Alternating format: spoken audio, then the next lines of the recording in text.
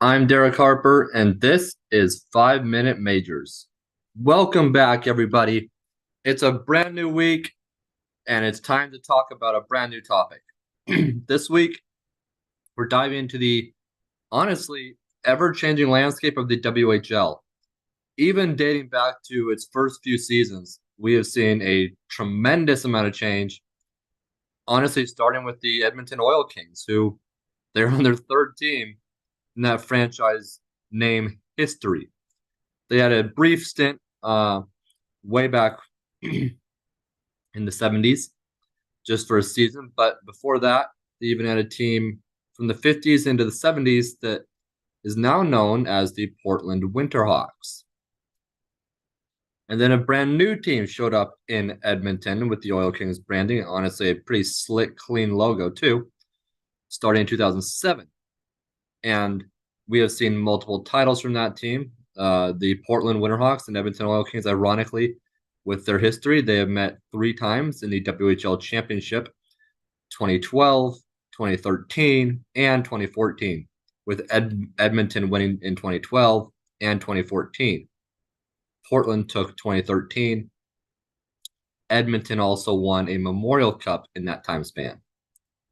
But we've also seen the relocation of the Chilliwack Bruins to Victoria, British Columbia, where they basically kicked out the Victoria Salmon Kings of the ECHL and became the Victoria Royals. And they haven't won a league title, but they've seen some playoff wins. And then we've seen, starting again in Edmonton, the Edmonton Ice, Kootenay Ice, Winnipeg Ice, and now the Wenatchee Wild. What a traveling team that is, Ben. But we have to think that Wenatchee is a stable market. They have great fans there, great management. And we have to think that this is hopefully the last stop for that franchise. And I would think if I was a betting person that would be the last stop for that franchise. And it's been interesting to see. Nanaimo also almost got a WHL team. I think would have been Kootenay actually, but it wasn't. The town people didn't vote for that to happen, and they have the BCHL, the Nanaimo Clippers. We've also seen the BCHL and the WHL involved in aspects of when the Kootenay Ice left for Winnipeg, the BCHL moved in there, the Cranbrook Bucks, and they have done fairly well. And we've also seen with obviously Wenatchee, they were a BCHL team, and then before that, they were in the North American League, both junior A leagues. And then there's always been rumors of like Penticton, but with Penticton, the challenge there is that they are really close to Kelowna, so they'll probably never be in the WHL, with the Rockets being so close in their territory. And then Victoria is also an interesting market with the WHL because they have two teams there. Victoria Grizzlies are also there of the BCHL.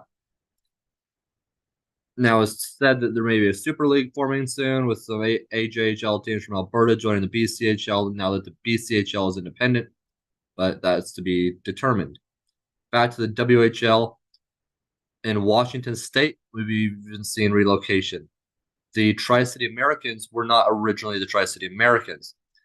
They moved around quite a bit, like the Kootenay Ice, who are now the Wenatchee Wild. So the Tri-City Americans were actually, before that, they were the new Westminster Bruins before moving to Tri-City, specifically Kennewick.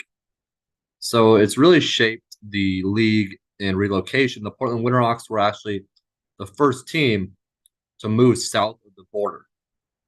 So that's a pretty big milestone there for hockey in North America, especially in the major junior ranks. And it'll be interesting to see if we see any more in the coming years because there's definitely some venues out there that could host a WHL, but that's to be determined.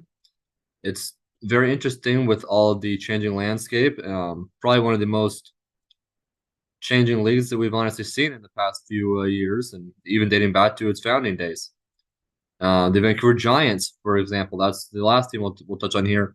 They still have that name, but they're not in the old Pacific Coliseum in Vancouver any longer. They actually moved out to Langley, British Columbia, which displaced a BCHL team putting that BCHL team in a smaller rink. It still fits quite a bit of fans, but it's in a much smaller rink. So it's been interesting to see how the changing landscape has impacted ECHL teams and BCHL teams when the WHL